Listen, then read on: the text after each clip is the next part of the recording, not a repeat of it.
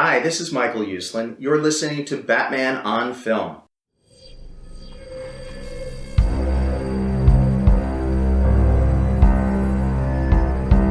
I'm vengeance. I have given a name to my pain.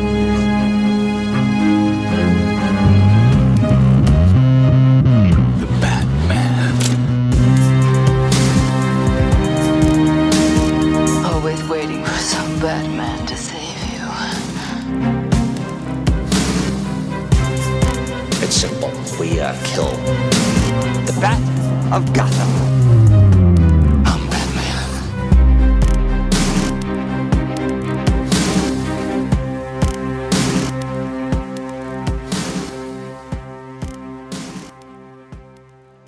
Hello, Bat family, and welcome to this episode, number 186 of the Batman on Film podcast.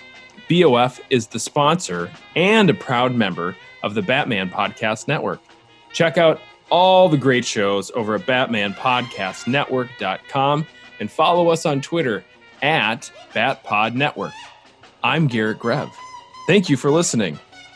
Well, Bat family, since the last time you've listened to a regular Batman on Film podcast, you have celebrated the birthday of the United States of America. If you live here, Tom McClellan, you did not celebrate. I'm sorry, but sore losers. Yeah, that's just how the cookie crumbles, my friend. You probably enjoyed a heat wave throughout the month of June. It's been hot. And you've listened to a number of Batman on Film social hours to keep you entertained and educated in the feed. Some with our dear editor-in-chief, Bill Jet Ramey. Some with Peter M. or R, depending what podcast you listen to. He gets a different middle initial, Vera. Some even with the guests that I have on for today's recording, my pal, you know him as the Wizard of Whacker Drive, a senior BOF contributor, and his largest title, ever expanding. It's a hot number. It's a very, very popular podcast. All the kids are talking about it. He's the librarian of the Batman Book Club, Mr. Ryan Lauer in the Batcave, joining me again. What's up, my man? Mr. Grev, what an intro. I love coming on this show to talk with you, but also you're such an ego booster in the intros you come up for us little rascals. So it's been a while. Not since you and I have talked or even recorded, but since we've both been on a BOF show. On this one. Yeah. So it's great to be back, especially for the subject at hand. Right. It's back here among the stalactites and the stalagmites in the Batcave. It has been a while. We've enjoyed some animated features. We've learned some very interesting news that we'll talk about.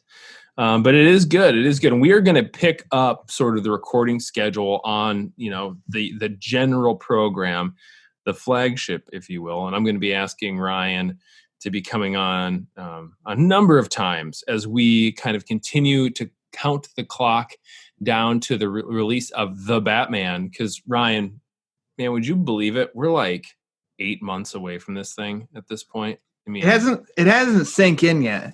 You know? And that's okay, and that's good because we've long been in the whole we get a teaser a year out, and then right. It's like we have to. It's excitement, and then we realize we're 11 months away, we're 10 months away. And I think DC's strategy, ever since Aquaman, like Aquaman's first trailer was like 6 months out from release or less than 6 months from release. And I just feel like that's a really good idea. Just come in hot, just like the Suicide Squad isn't really ramped up, and it kind of is a little bit now. And so we know with fandom in October, we'll get some more of the Batman. And I think then it's gonna click, it's gonna ramp up for sure. Cause that'll be, let's see, 1, 2, 3, 4, like less than 4 months out by then. And it's going to be the Batman. And then I'll start to be like, hey, Garret, guess what? The Batman. It's coming. Hey, who am I? I'm vengeance. And the fans are itching, man. They're either just like ripe with anticipation, or, there's the other so-called fans out there. I think of them very much in the same way I think about some quote-unquote Vikings fans that just hate Kirk Cousins and they want the Vikings to fail because they don't like my man Kirk. He's so nice. He's just the swellest dude. Swellest guy. Heck. Friggin' heck, Lauer. Hey, come on. I can't take, you know what? And excuse me, listeners, for the language, but that is a good and decent man. That's a quality football player, an excellent teammate, and I've heard him sing self-recorded Blink-182 covers like an angel. I lost my train of thought here, dang it, and I was just making fun of Peter and Eric the other day when I was listening to their podcast because they talked about the Yankees for so long. My point is, there are some haters out there in the DC universe saying, "Oh, Warner Brothers doesn't know how to market a film." But we've watched Warner Brothers kind of play by their own rule book here for a while, and they're just getting warmed up here, and they got their own deal. So with Fandom coming, we know what Disney does. We've seen that for a long time. DC and Warner Brothers is going to have its own thing, and that's going to really shift things into high gear. Well, we sort of got ahead of ourselves a little bit. We're going to cover just a little bit of news. Ryan doesn't know this. What? He's going to play a solo game of America's favorite, nay, the world's favorite Batman trivia game. What are you? And then for the feature presentation, we're going to talk about, man, why else would I have this dude on besides I like him? Of course, I got to talk about Batman The Long Halloween Part 1. Now we're talking. With the number one Long Halloween fan in the whole universe. We're going to talk about the DC animated feature. You are. No, you are. I mean, if you aren't, I don't want to meet the guy that is. Or lady, whatever. They might be scary. I don't know.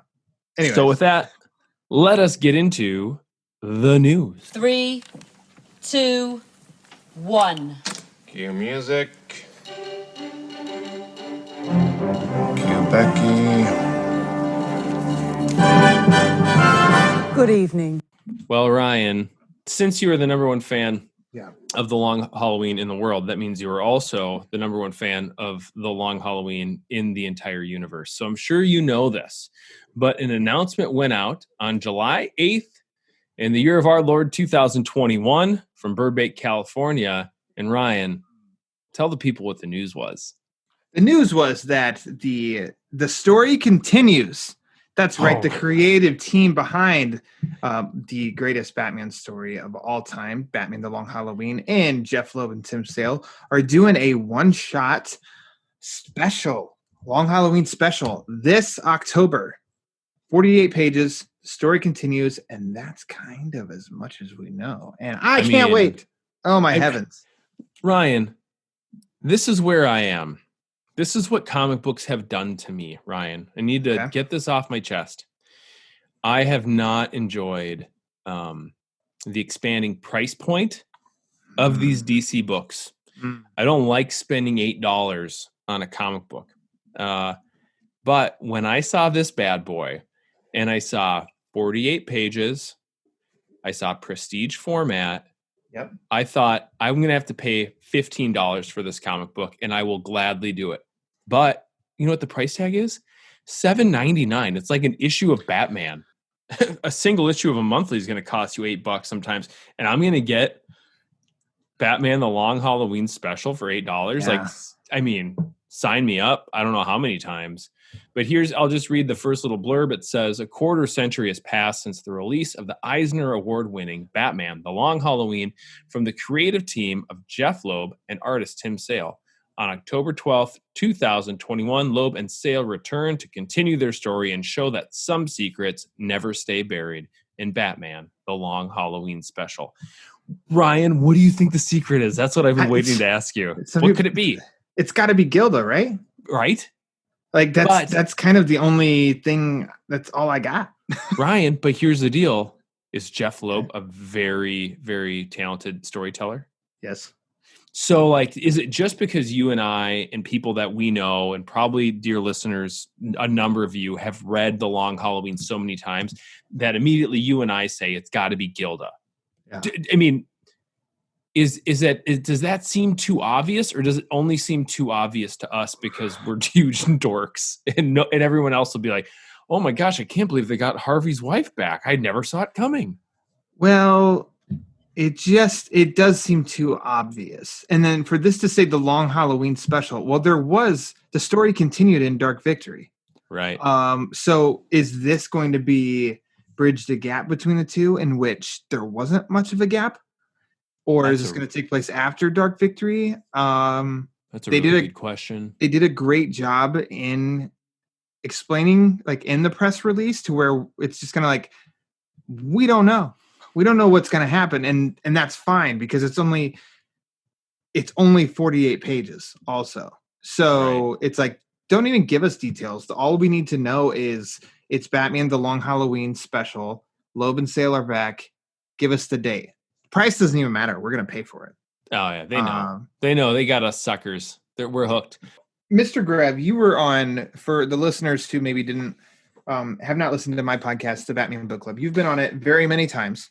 Yeah, I enjoy it. Always a great discussion that when I have you on it. And the first book that you chose that we talked about was the third episode of the Batman Book Club, and we talked about Dark Victory, where Sure did. We talked about in the Absolute Edition, which I have in my hands right now. And Richard Starking, who did the lettering for The Long Halloween and Dark Victory, he interviewed Jeff Loeb, in which at the end, he asked Jeff, will you and Tim ever revisit the early years of Batman's career, or do you feel you've said everything that you wanted to say? And Jeff Loeb said, we never say never, but is there a Long Halloween 3 story? Someday, ... Is this Long Halloween 3? Oh, is this boy. it?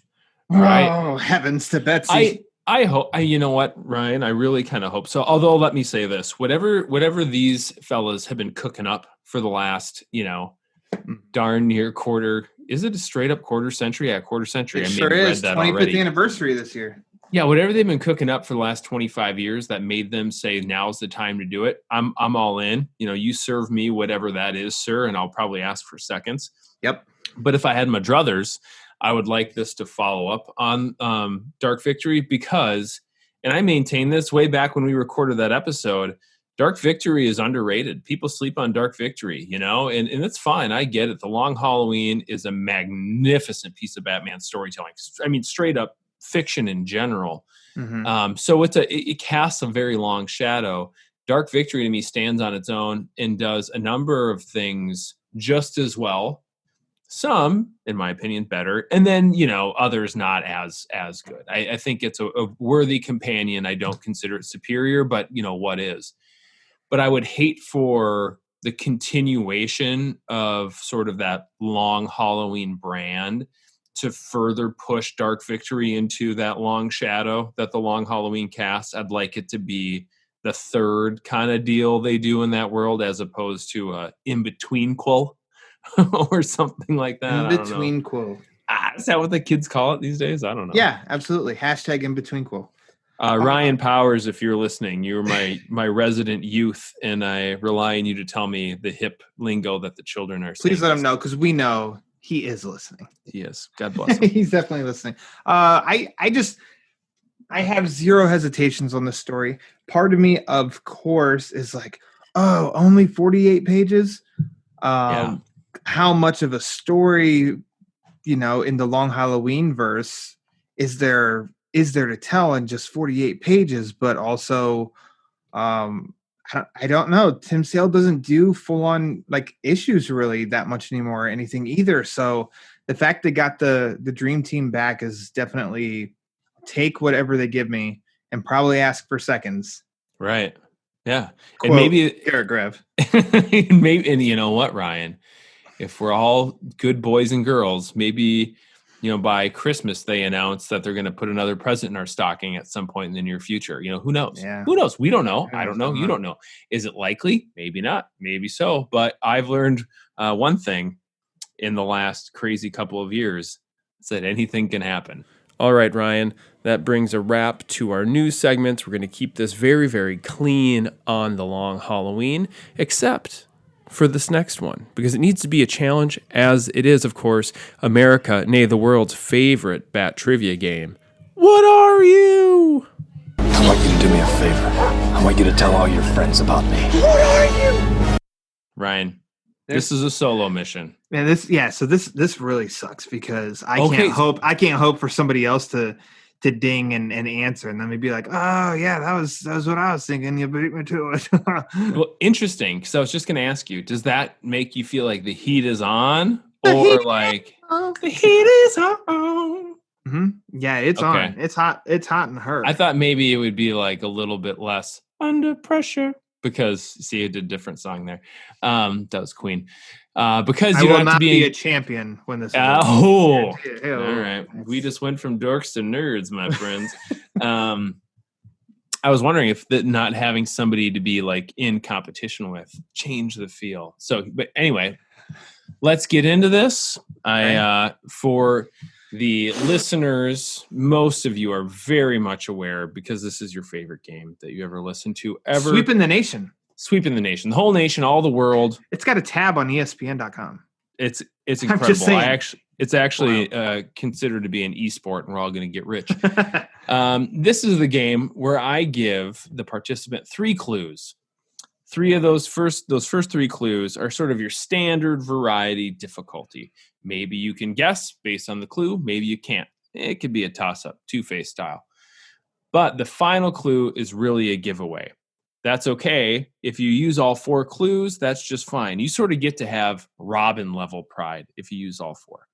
If you get the answer within the first 3, you sir are the Dark Knight, and you get to drive the Batmobile. You're not just riding the passenger. Oh my seat. heavens. Yeah. We're on the Bat honor roll system, so I'm watching Ryan on video here. I'm making sure that he is writing down his answer, showing me that answer, and raising his hand when he knows it. The sooner the better. That way you get to,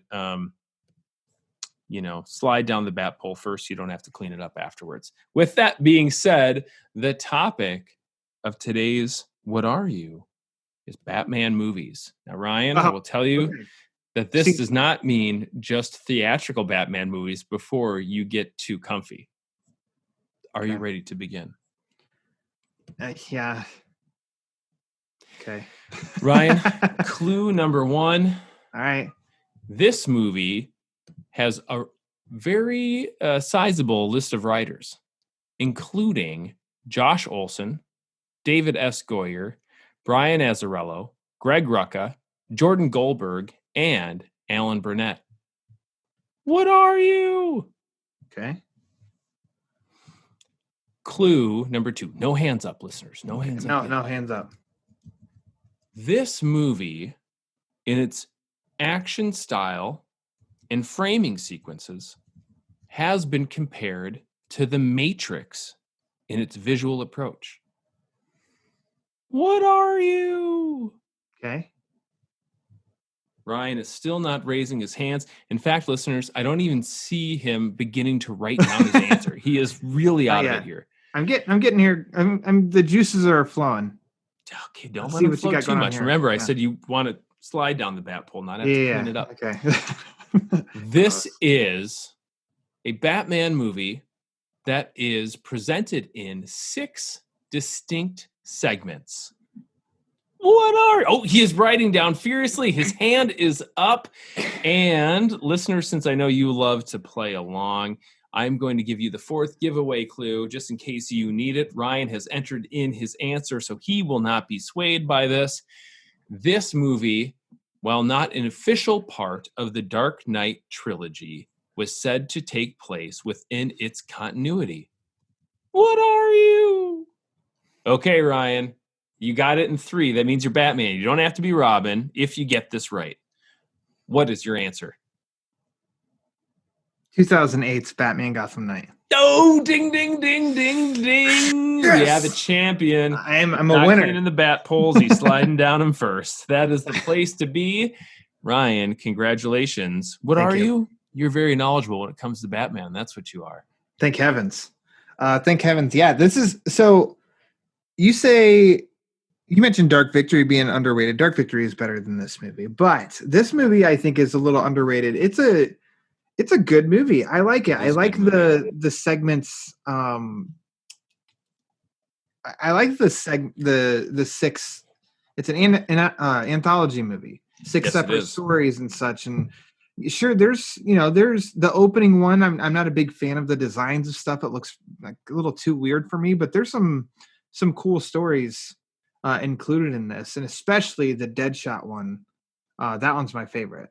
The very last one is just called Deadshot, and that's a really strong, really good short. So Yeah, there's a lot. I think between the different segments, a lot of things that work really well. There's a mhm. couple of the segments that I don't think work as well, and that first segment, which I got a story for you, I think is the weakest of the bunch. Yes, the idea is good, but its transition is kind of like the designs are just out there.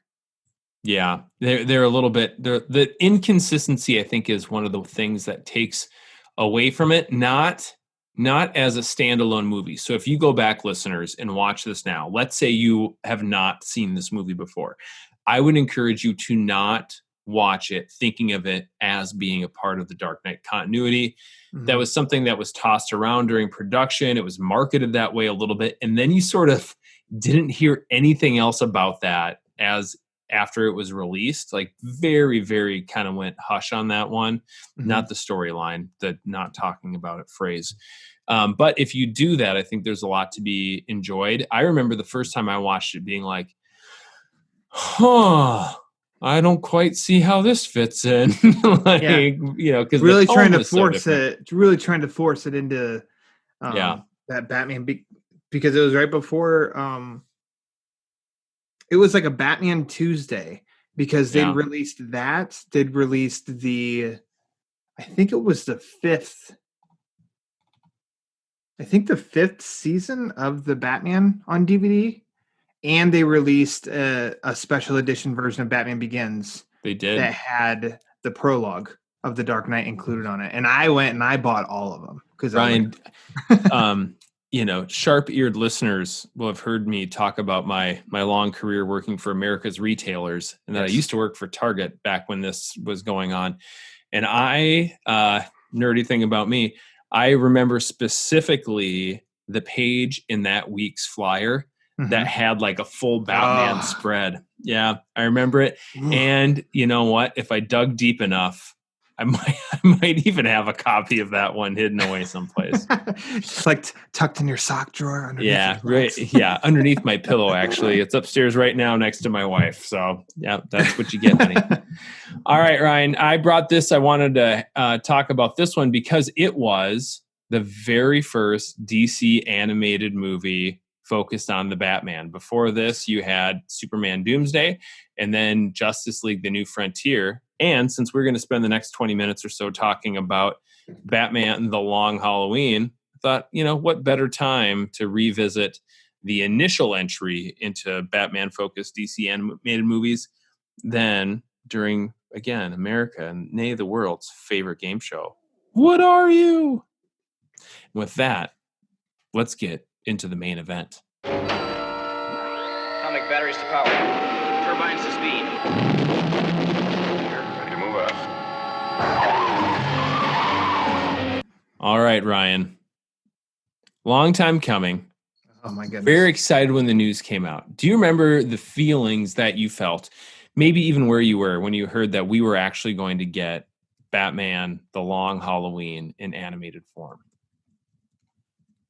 I just feel like I don't know. This was a case that I couldn't separate whether I honestly thought it would happen or if it was just purely me saying wishful thinking.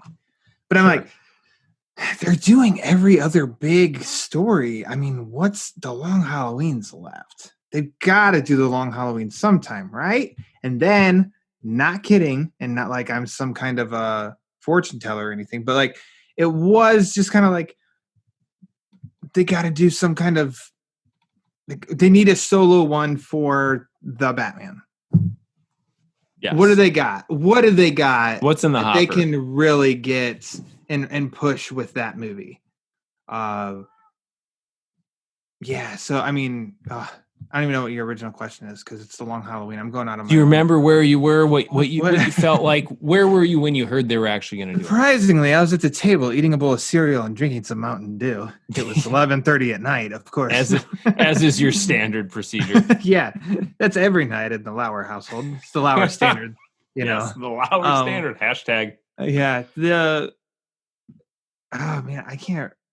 I don't know that I can really remember, and I should, but I know. No, that it's funny. I The reason it. why I ask is because I was thinking about this and I don't know either. Because I feel like there were rumors that they were going to do it. There was like some sort of a release that got leaked that wasn't confirmed for a bit. And then the news was kind of softened when they came out and said, yeah, we're gonna make this thing. But I felt like we knew for months, and I was trying to actually, for myself, figure out if I had just presupposed, like even longer before that they were going to do it, or if it was, really following, the news, leaking here and there and some press releases, because there was a sort of informal announcement before we really got the press release.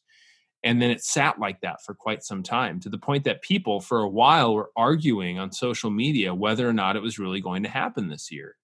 And lo and behold, man, we got it.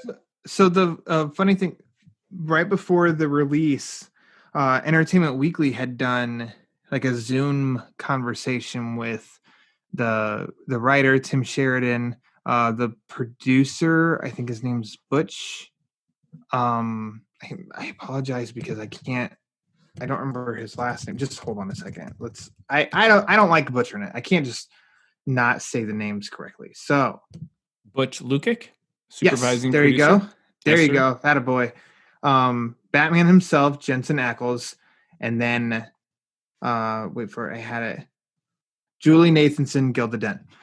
Those were the 4 guests on there, and they revealed actually that this was a work in progress, but they didn't know if it was going to get made because Matt Reeves, they'd heard he was possibly going to be doing like the Long Halloween for the Batman.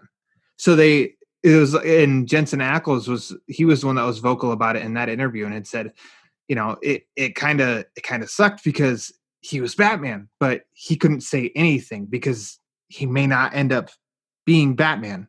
And it felt like eternity until they finally were able to be like, oh, okay, nope, he's not going to do the Long Halloween. Okay, we're going to make the Long Halloween. Right. So I can only imagine. And I'm glad they didn't tell us that it's coming, and then all of a sudden it was like pump the brakes. Back. They waited just to torture you, Ryan. Yeah, and then it was, oh man, I was so happy though. I was so happy. Well, I remember when the confirmed news started to come out, and you started to hear a bit more that this was going to be more of, sometimes we get, and you and Bill had a chance to talk to Tim Sheridan. I can't believe you didn't already puff up your chest about that. What a heck of an episode of the Social Hour that was. And you covered this a little bit, sort of the difference between adapting and being inspired by.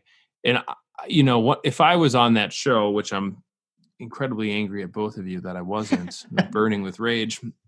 I'm angry. Bill was on it. It was just supposed to be me and Tim, but whatever. Yeah, right. Bill's website. You know how it can be. But I really think before, we'll get into this a lot more. This was a movie that sort of split the difference between inspired by and adapted. It's not, as loose as some of the inspired by stuff, and it isn't as directly faithful as, say, Year One or The Dark Knight Returns is.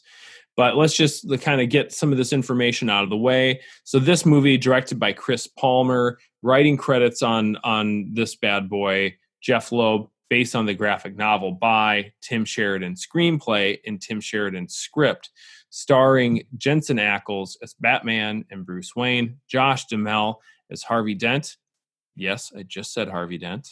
I did not say Two-Face, just said Harvey Dent. Mm-hmm. And Naya Rivera as Catwoman, Selena Kyle, with Troy Baker doing Joker. And then the rest of them are a bit smaller parts, although there's some really, really excellent vocal performances that happen here. I should know how to say his name. I don't. David Desmelchian. Is that it? David Desmelchian. A very disturbing performance as Calendar Man. We were talking about the Suicide Squad. That's the Polka Dot Man right there. Polka Dot Man. And we also have mentioned The Dark Knight, which, one of the psychotics or schizophrenics in Joker's game. I think that was actually his first screen credit was in The Dark Knight. Yes, it was. Huh, how about that? Look at me remembering stuff. So this, Ryan, let me ask you, I asked you the sort of like lead-in question of, do you remember when you heard about it? Where did you first watch this movie? Let's go relative to release and physical location. Physical location was in my living room on my TV, on my couch, watching the Blu-ray the day before it came out. Hashtag BOF perks. And it was fantastic. Yes. Fantastic. You didn't ask the review, but there's the review. Yes, well, you already kind of touched upon that Bill and I had mentioned in our interview with Tim Sheridan. It totally blended. This is the Long Halloween, but still different than the book.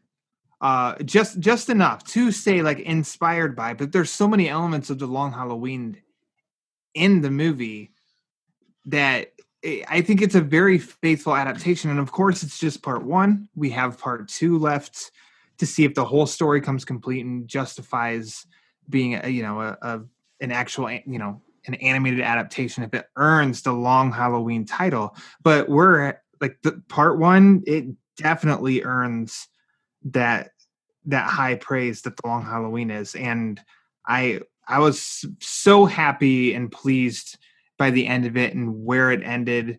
And just Ryan, before you get to the end. Correct. Yes. I want to ask you something real quick. Sure. I listened I was laser focused on the conversation that you and Bill had with Tim Sheridan. Oh, the interview we had with writer Tim Sheridan. Yes. Okay. Also writing the upcoming Masters of the Universe Revelations. That's right. TV series. Not jealous at all. Not burning with uncontrollable nerd and rage. has his hands in a couple of DC comics that are out right now. Yes. I'm very much. Anyways, Ryan. He made a comment. I wanted, before you jump all the way to the end of part one. Sorry to interrupt you. Sure, go for you it. have lovely thoughts, and I want to hear all of them. He had mentioned specifically he thought of writing this as sort of doing an Earth 2 version of the Long Halloween, not like with Golden Age characters, like Earth 2 has been in previous iterations, but just like in a different place in the multiverse. This is how the Long Halloween rolled out. So Earth Prime, it wouldn't be Prime, that's the evil Superboy. I'm not good at the multiverse lingo all the time. Anyway, the Long Halloween as we know it in comic book form exists. This is a different multiverse version of the Long Halloween. I thought that was actually quite a brilliant way to think about it, as opposed to a retelling or reimagination or an adaptation. As you watch this and think about where you would like to see or where you anticipate part two going, did that justify some of the changes to the story that we got in the animated feature to you? And then maybe we'll spend a little bit of time chewing on what those changes were. I wasn't disappointed at all in some of the changes because they weren't drastic changes. If anything, it was the movie. Like basically the movie starts with Johnny Vidi's death. Yeah. So to me, I didn't see that. And it wasn't like, where's the wedding? Right. Or any of like the elements up to that murder. No, it was just, oh, okay, this is where we're starting. And then moving on. And it really took its time. I think it was a very like artistic approach, I think, in that we haven't seen in Batman animation. That it just took its time. It was very patient and it was very smart. And we got invested in the trio of Gordon, Dent, and Bruce Wayne / Batman.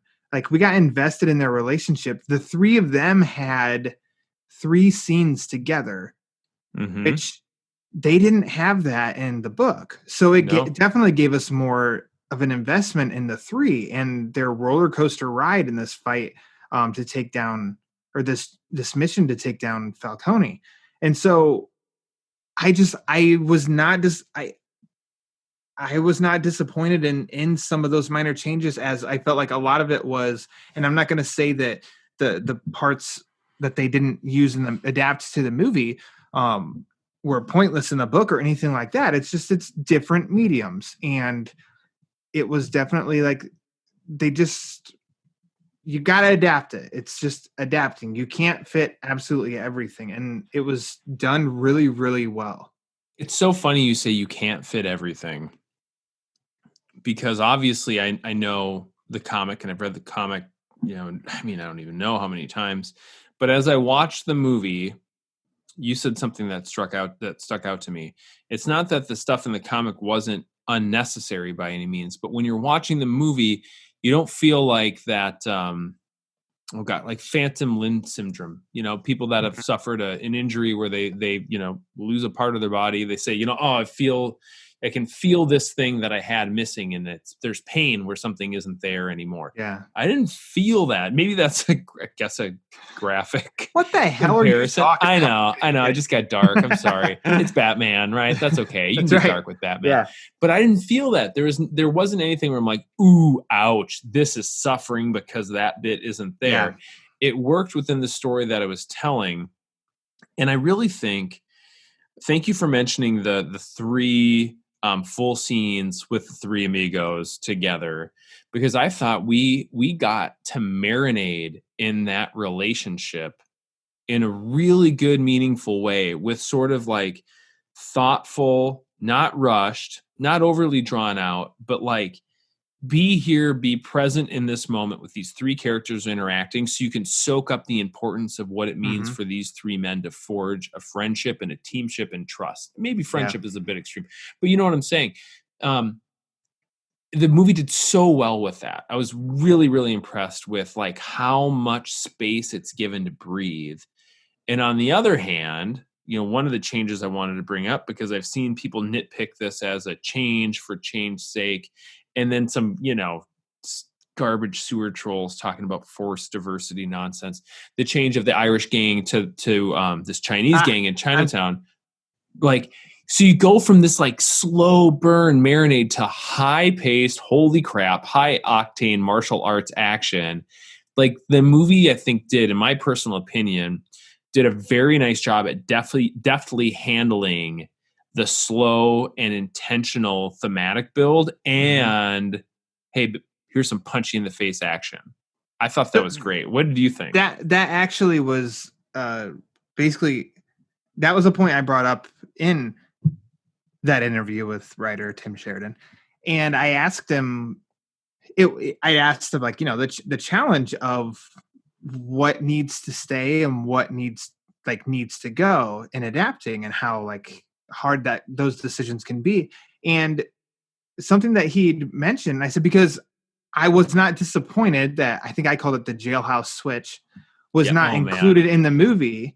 I wasn't disappointed that it wasn't. It was definitely one of like, I was really curious how they were going to do that in the movie, like up until I watched it. And I'm like, oh, but instead it's a Chinatown fight. And something that he said that I think is really smart is he made an approach, and I'm summarizing, he definitely says it better, it's his own point, of what would work almost like realistically in live action. And that's how they wanted to approach making this movie. Yes, it's animated and it's fake and stuff, but we want to approach it what would work in live action. And that's where the jailhouse switch kind of got like, this is hard to try and translate it to where it would be believable. Yeah. In which that also it modernized it a little bit by bringing in Chinatown, because in big cities, there's, in Chicago, there's Chinatown in Chicago, there's Chinatown in New York. I've seen Beverly Hills Ninja. I think there's Chinatown in California. So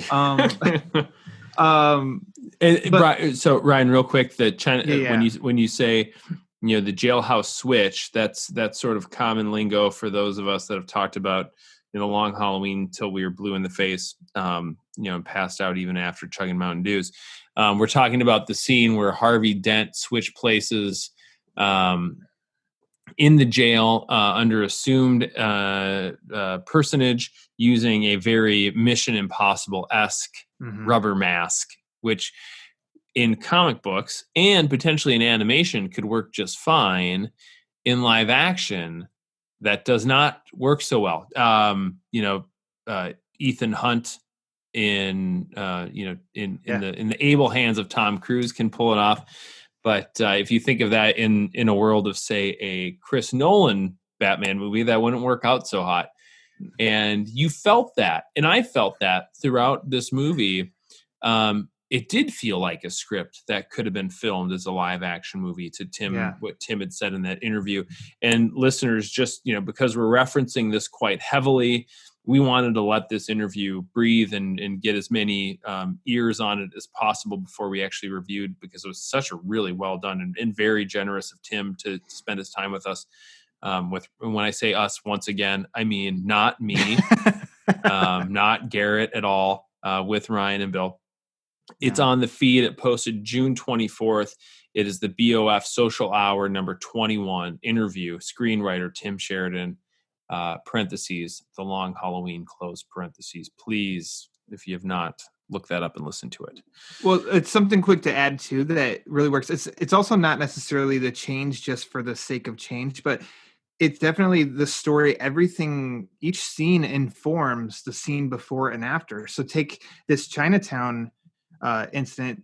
They can't do the jailhouse switch because Harvey can't do the switch because Harvey's in the hospital. Harvey's the one in the hospital. That's my next change I wanted to ask you about. Yeah. In the book, it's Gilda. And so here, Harvey's in the hospital.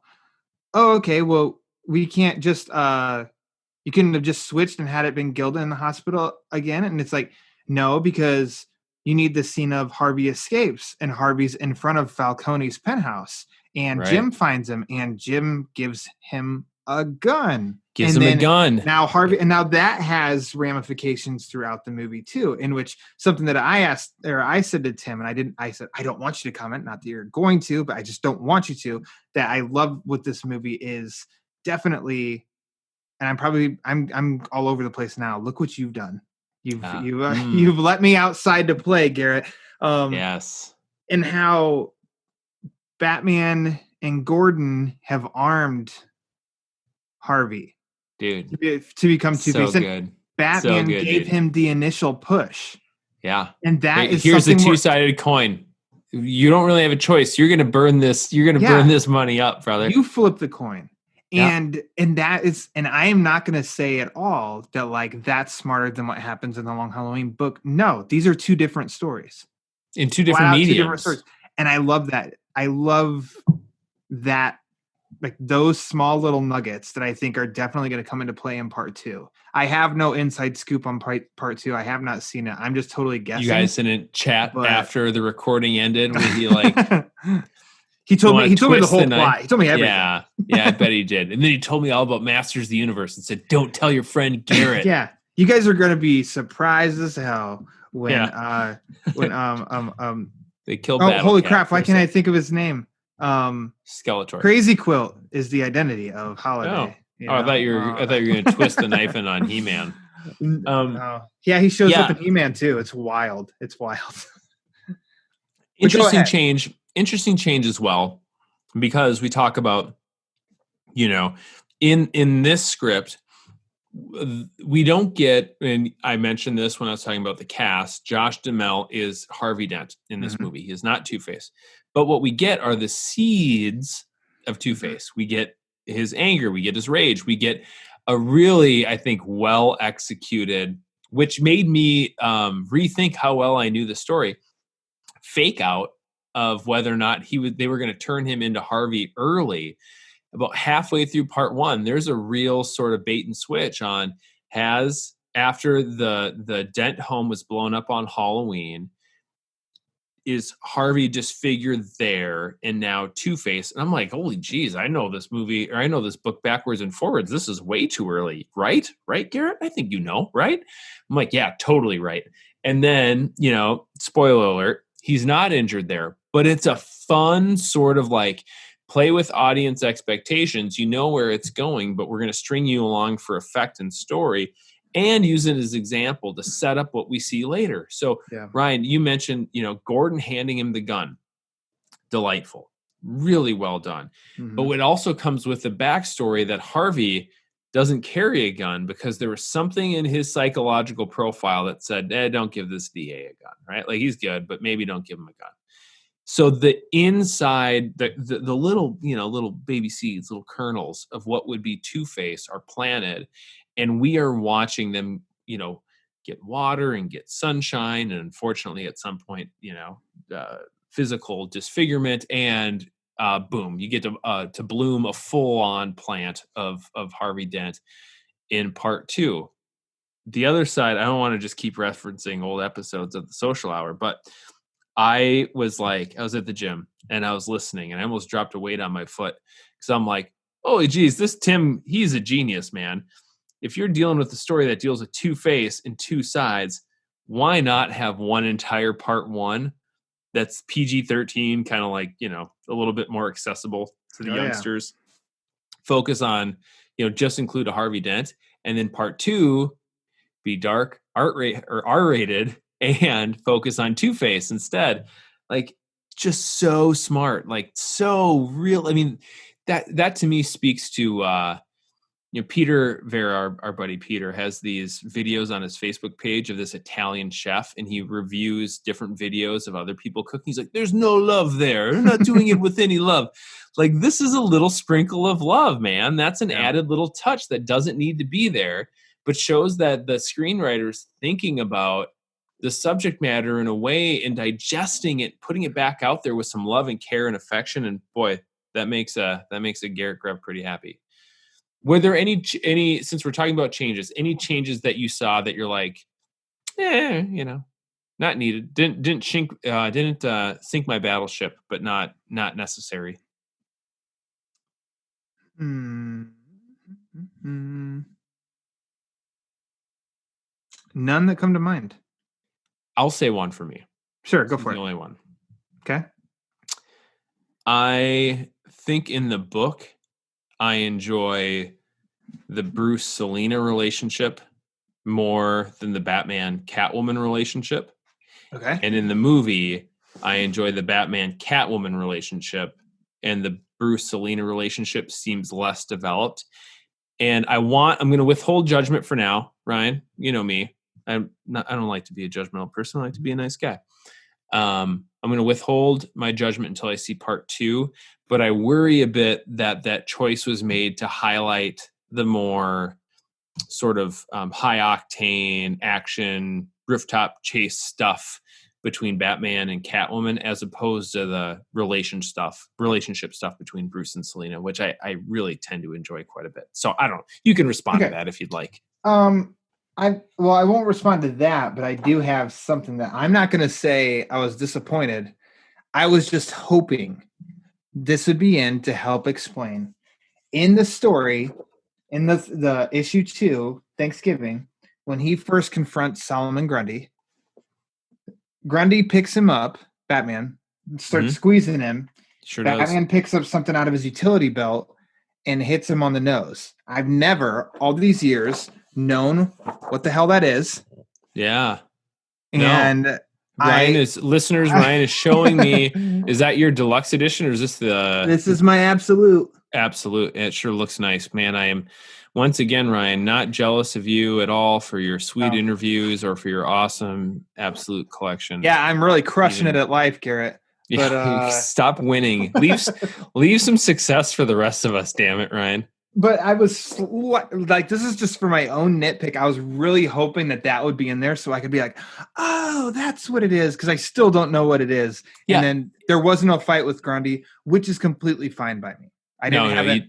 You don't need a physical altercation with Grundy for the movie. When you know you got to trim stuff, that's not what's needed. You know, Ryan, it's funny you mentioned that. In my mind, it's always been, remember when in Batman 89, when he puts up his hand, like he's like putting up like your hand, like you'd say stop.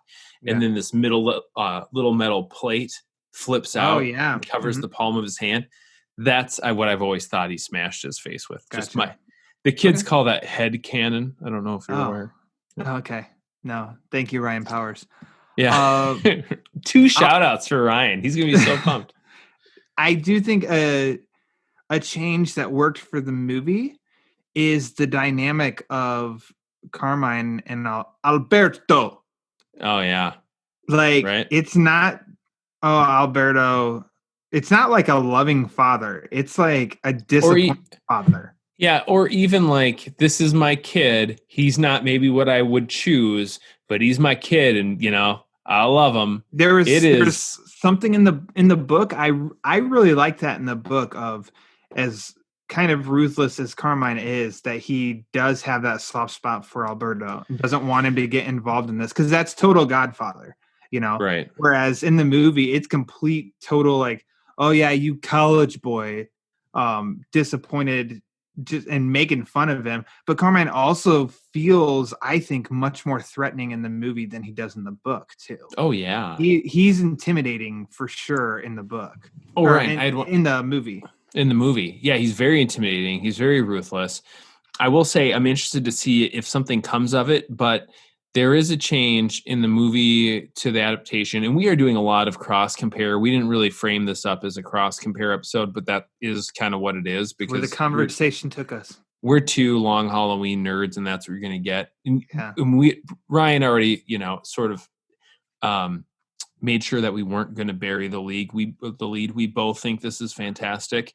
In the comic book, the conversation between Bruce and Falcone is that his father saved him, right? And that's the connection between the two. Falcone's older than Bruce by quite a bit, and the connection point is Thomas Wayne had saved his life at some point. So far, in part 1, the connection point is that both of their fathers had a relationship and wanted to help Gotham, and maybe there was like, he saved somebody at some point. It's very loosely implied, but the relationship is between both fathers, which seems to in some way suggest that maybe more Falcone and Bruce are contemporaries at some level. Falcone is still presented as being older than Bruce, but that was an interesting shift. I don't know why. I don't hate it. I mean, there's no reason to dislike that watching it in movie form, but it is a slight difference from the book, and I'm wondering if that's going to pay off in some way, or if that was just the way Tim felt like writing it that day. You know, whatever.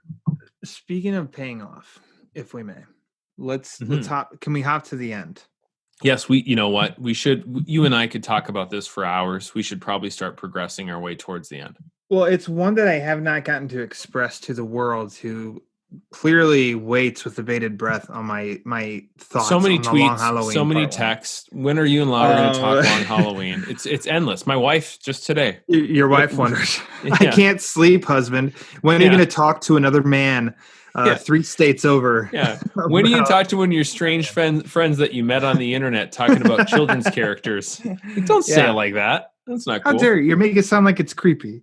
But spoiler alert, in the book, in the movie, this part 1 ends perfectly in the way of like, it's how you feel at the end of issue number 4 of that same spot in the book. It's how you feel. So I think it's orchestrated very well, and I don't know which route they're going to go, whether they're going to change something up or if they're going to stick to the book.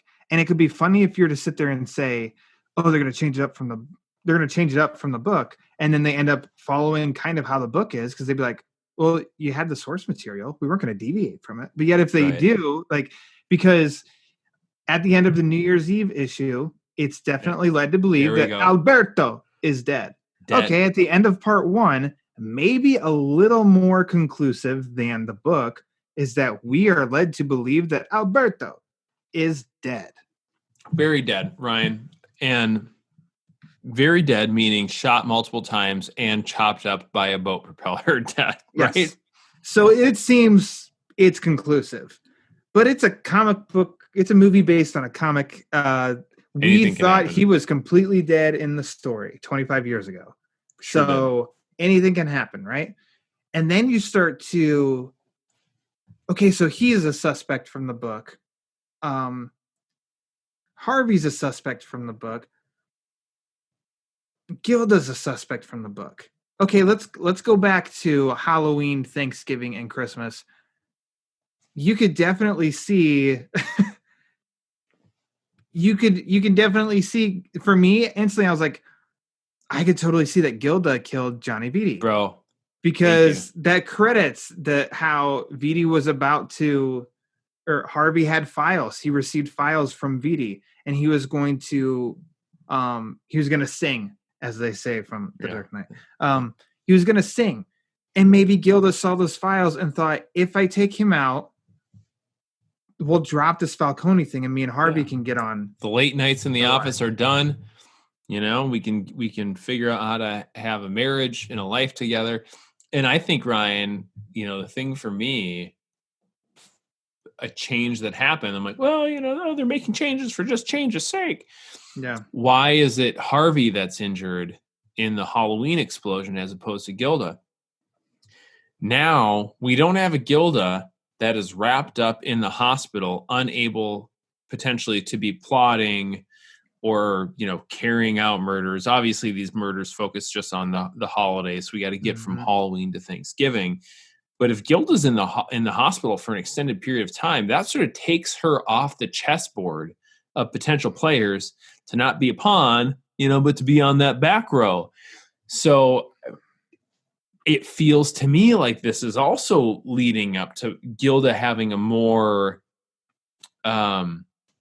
earlier discovered lead role or co-lead role in who could be Holiday. And you don't get that if she's, you know, stuck in bed and it's just Harvey being upset that his wife is hurt. You do get that if Harvey's out of commission, he doesn't know what his wife's up to. Yeah, and I do get in the book for Thanksgiving, she snuck out of the hospital bed while Harvey was sleeping. Yeah, that too. Yeah. That I mean, in the book, it's a bit more explicit. Seems a little flimsy in the book.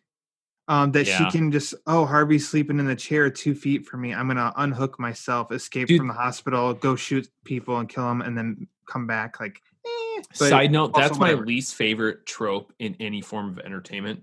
Yeah. Somebody is unconscious in the hospital. They wake up, immediately rip out their IV and just like grab their stuff and go. Like, nah, bro, that's not how that happens. That's not, you are one. I mean, if I was ever like, I can't imagine if I woke up with an IV in me being like, you know what I should do? Rip this needle and tube right out from my very arm, right in front of me, just spraying blood. Who cares? I got to get out of here. I'd be like, medical professional, could someone please give me some support and guidance, please? I'm really curious, and this will basically be kind of a last point of, they're really emphasizing in alluding to Gilda and Harvey's history. Yes. When they don't flat out say she can't have kids, but you're led to believe that like there's an accident there at some point. Something. And she says at one point to Harvey, I think it's right before the house explosion, or that like, can't you be more like, and it's like ... Like she was gonna say a name of somebody, and Harvey, it's a quick shot back to his face where it's like his eyebrows turn to like a scorn, and it flips to the back of his head actually, and Demel's voice drops. Like it's not a register thing. It's a trigger. It's not in his vocal range, but it is lower in his body. It sort of resonates through his chest. Like if you know voice, you can hear that he's using a different vocal inflection when he says the next line. Yeah. And it is actually somewhat chilling. I know exactly what you're talking about. I'm like, dang, Demel, I didn't realize that the guy from Las Vegas could actually kind of pull this kind of maneuver off. And I know that that's getting very, very specific. Excuse me, but I don't know. It's just like that stood out to me because it's like, oh, what name were you gonna say? And then, oh, look at Harvey's reaction because he knew the name you were gonna say, and that kind of pissed him off. And then you have the alluding to with something with kids, and then you see that they're the tension in their relationship by the movie's end and New Year's Eve and how they are to each other in public. And so it is curious. Like, I think Gilda is gonna get a lot of screen time in part 2. I think she's going to get a lot of play in number 2. I'm 100% right with you. And I tell you what, my Minnesotan nature, I'm watching the New Year's Eve scene, and Gordon and Barbara are there. It's just like in Minnesota, when something is socially uncomfortable, we pretend that it's not happening around us. Like, it's so much more rude to acknowledge that something like inappropriate is happening next to you that like you just pretend that thing doesn't exist. And then you talk about it once those people are gone. Yeah. So like when they're sitting there arguing about like, I can't because I don't want to, and I don't want to because I can't. And you're just like, oh my gosh, it's such a painful, like really raw human conversation about, procreation and deciding to plan a family and the things that married couples go through. And Gordon and Barbara are standing there just like pretending that they can't hear it. And then, it's a Joker plane. Oh boy, it sure is a pretty night out. And then Harvey leaves and Barbara's like, did you know they were having problems like this? And he's like, oh, geez, what's the guy going to do? I was just like, dude. You got to call the wife in to watch that and be like, come here, look at it. She nod at you, like, yep, that's how it is. That's how it is. Like, is this Gotham or is this Minneapolis? Maybe, you tell me. So Ryan, let's if you could, let's wrap this bad boy up because I know you and I can chat all night about this.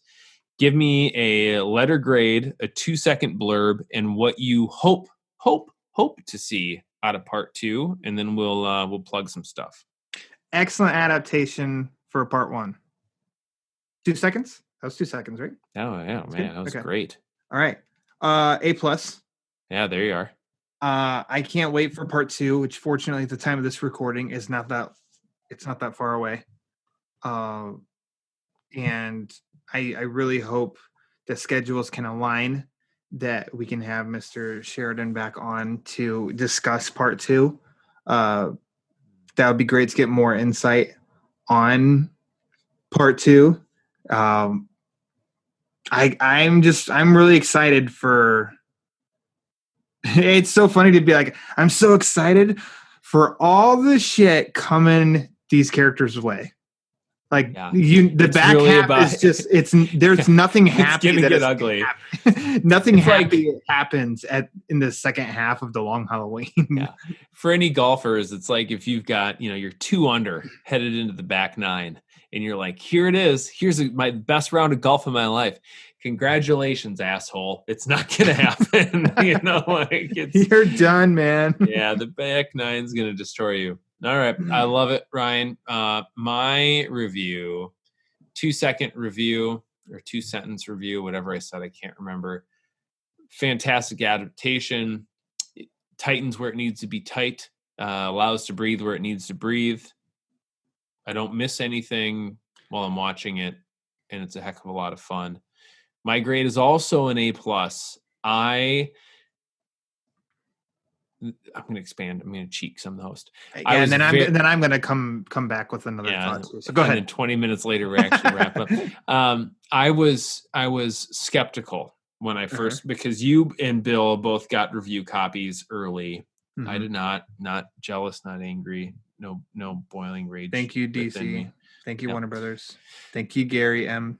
And I was a bit skeptical when I heard you guys say this is the best Batman animated movie that you'd seen. Because man, do I love Mask of the Phantasm, and I have some Mhm. very strong affection for a couple others too. And when I watched this, I was like, oh my gosh, this is legitimately. I think, man, because I've been living with Mask of the Phantasm for decades. I think it's the best Batman animated movie ever made.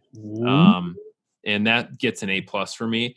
I also, on a broader scale, not just about this movie, I did not care for the animation in Superman Man of Tomorrow. DC is doing it's like kind of playing its hand at that Archer style, very thick, almost you think about like chisel edge Sharpie marker outlined animation style. I did not like it in Superman Man of Tomorrow. I thought it was much, much, much, much better done in Batman the Long Halloween Part 1. So the animation for me was really, really nice. I thought the backgrounds were incredibly beautiful.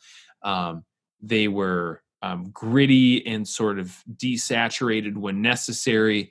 They almost had a shot on film quality to them with some roughness and texture to the image. And it really allowed that sort of, again, Archer-esque. I see that thrown around online. I need to find a better way to refer to that. But it allowed it to really pop and stand out on those backgrounds. It was fluid. It felt like they put money into it and frame rates were handled right. I thought this animation was like dynamite, really top-notch stuff. So it's an A+ for me. So I can flat out say that I would understand some people not enjoying Part 1. For one, the reason is that the entire story is not complete. It's True. Part 1. And there's slow parts. It's a different approach in a Batman movie for sure. It is not big action blasts. It's smaller in scope. It's intimate. It's patient. Like that. Some people, they don't want that in a superhero story. They don't want that in a Batman story. And I could understand that. But for all the reasons I said tonight, and I've said on the Twitter, said in the interview with Tim Sheridan, is that I really think that this movie 100% worked for me. And I love it. I got to see how Part 2 plays out on my animated Batman movie rankings, because Mask of the Phantasm is the holy grail. The Lego Batman movie is not that far behind it. You know what? Dang it, man. Now that you say it. Boy, I always think of it's so weird in my head. Lego Batman just lives in this separate plane of reality. Yeah, I get that. This is still better for me. And then I did say earlier of you can't fit everything in the Long Halloween, and I know an instant rebuttal to that is, well, what about The Dark Knight Returns? What about The Killing Joke? What about Year One? All of three of those had everything in them, and The Dark Knight Returns. Much shorter stories, Ryan. You know that. I know that. We all know that. Yes. For being intellectually honest. The Dark Knight Returns, I think it's almost unanimous that they knocked that one out of the park. And then Year One and Killing Joke, definitely to various degrees of enjoyment, pending the person. So I know that argument could almost be made. However, basically the Long Halloween is 15 issues of a comic. Well, Ryan, yes, I feel like we're going to talk about this more. This is going to come up again. I feel like we're destined to do this forever. We're going to be 7 months down the road, and you're like, you're going to be in a padded cell forever. I love the conversation. You know what? Now that you're best friends with Tim Sheridan, invite him back. Maybe you work it out with my schedule. I'm not full of rage. I'm not angry or jealous. But that would be neat. That'd be nice to invite old Garret along, and we can talk more. I would love to revisit this once Part 2 is out. We can talk about the complete, duology between the two movies. We can talk about what did we feel differently about Part 1 in light of Part 2. We can talk about all sorts of stuff. You know me. I like talking Batman with you. It's a fun thing to do. It's great. It's good time. And the listener enjoys it. Why don't you let them know where they can find more of you, my good friend?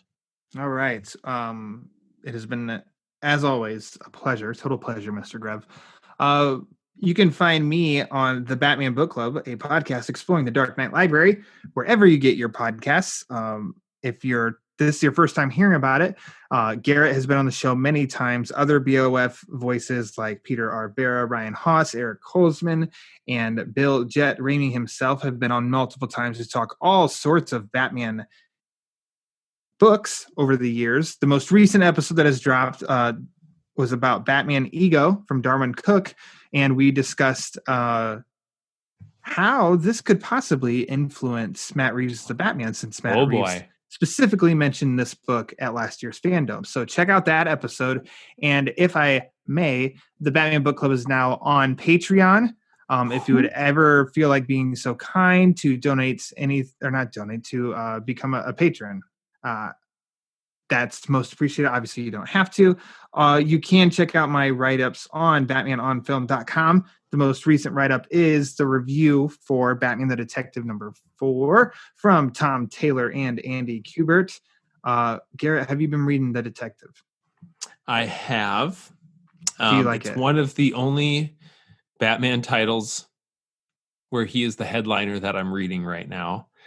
I do enjoy it. I'm not entirely sure. I'm not entirely sure what to make of it. I think as an entertaining comic book, it is succeeding. Yeah. I still don't know where some of this stuff fits in, because it feels like it could be here. It feels like it could be there. Mm-hmm. Is it tied to this version of the future? Is it tied to that version of the future? It's its own book. That's the DC. It's its own thing, bro. It's its own thing. And lastly, definitely, as Garrett already mentioned, Social Hour number 21 is Bill and I interviewing Batman The Long Halloween Part 1 writer and Part 2, Tim Sheridan. Excellent interview. Tim is very generous with his time. He's very smart, very knowledgeable, and he's so enthusiastic about the source material and the characters and everything. It's just, he's engaging to watch, talk about this stuff. And then it's also a video, so he's got cool stuff in his office behind him. So that's also fun.